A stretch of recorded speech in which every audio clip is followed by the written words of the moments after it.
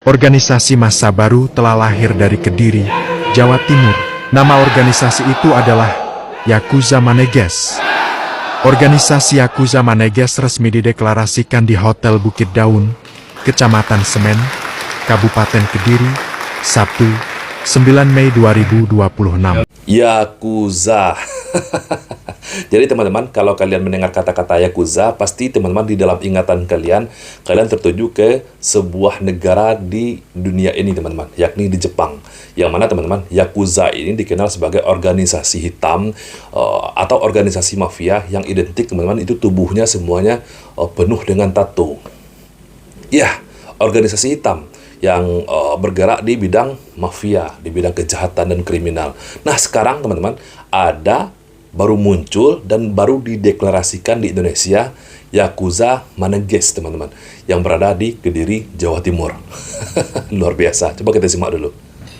Yakuza ini bukan mafia Jepang, melainkan akronim dari yang awalnya kotor ujungnya zuhud abadi, yang digagas Gus Subah, cucu ulama karismatik KH Hamim Jazuli Gusmiek dari Ponpes Al-Falah Ploso. Wow.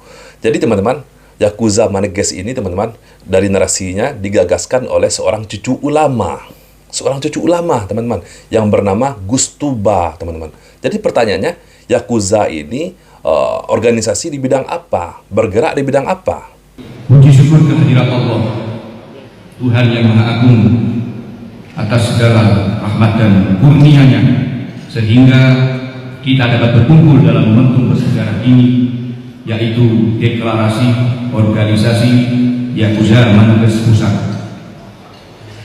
Malam ini adalah malam di mana para petinggi dan orang paling penting di Kediri Raya berkumpul.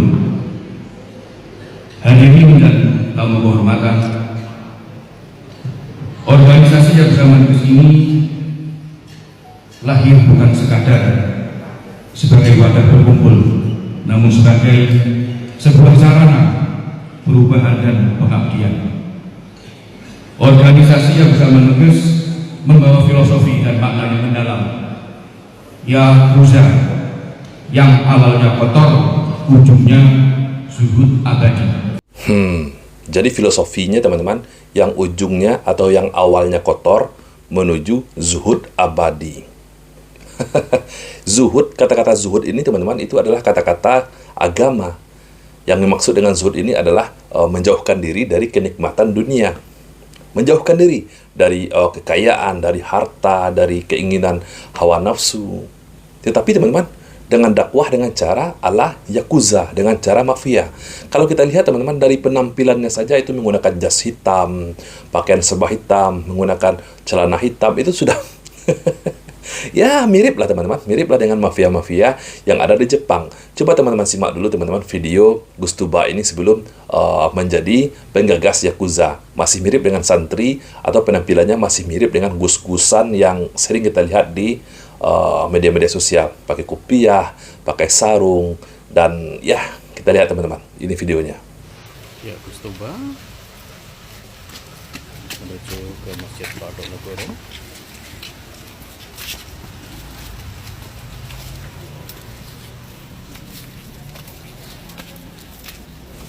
Ini dia teman-teman, sosok dari Gus Tuba ini masih menggunakan kopiah dan sarung, dan tangannya dicium itu oleh orang-orang. Itu umurnya lebih tua dari Gus Tuba teman-teman, tetapi mereka membungkuk dan mencium tangannya Gus Tuba. Masih menerapkan feodalisme ya teman-teman. Tuh, dicium tangannya. Masih menerapkan feodalisme pondok pesantren, ala-ala pondok pesantren. Dikawal ya teman-teman, Gus Tuba ini. Beda sekali teman-teman, beda sekali penampilannya.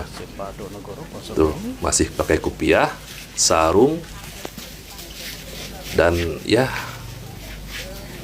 dicium tangannya satu persatu, antrian itu orang-orang menyambutnya. Jadi semua yang hadir di situ rebutan, mulai dari anak-anak sampai orang tua, mencium tangan Gus Tuba ini. Memang sepertinya beliau ini seorang yang diulamakan ya.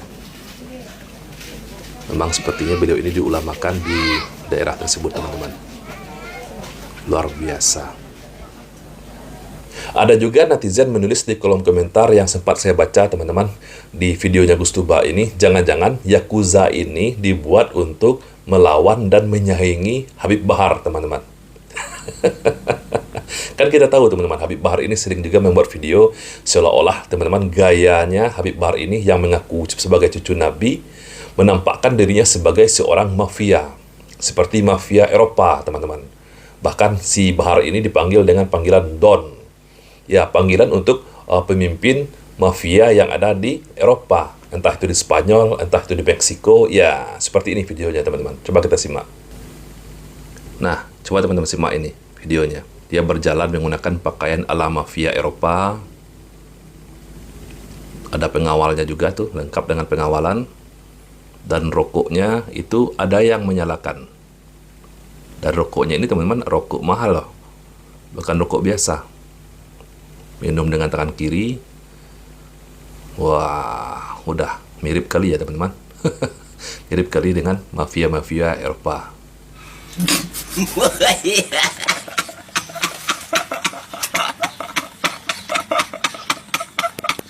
Maka di sini bukan lagi identitas organisasi kriminal, tapi simbol transformasi para petarung.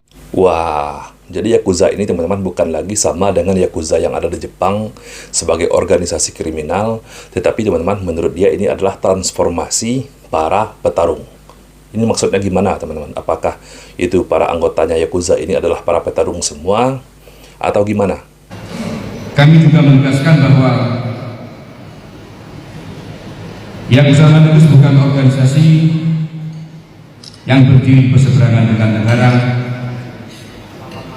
melainkan hadir untuk mendukung dan berjalan bersama aparat penegak hukum.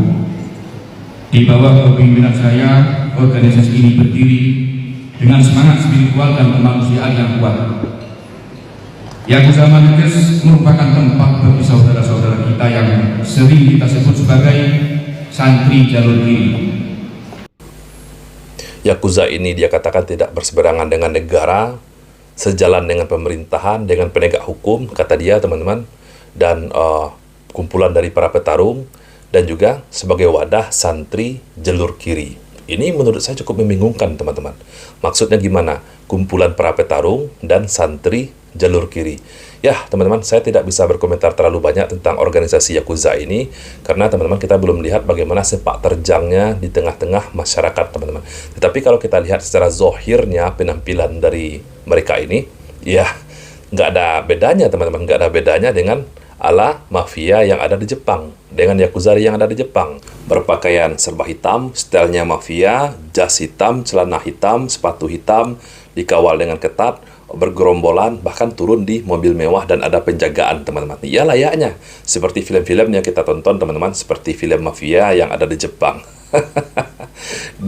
Kalau dulu, teman-teman, itu mainnya laskar-laskaran, ada laskar FPI, lalu dibikin tandingannya laskar PWI. Nah, sekarang mainnya main mafia-mafiaan.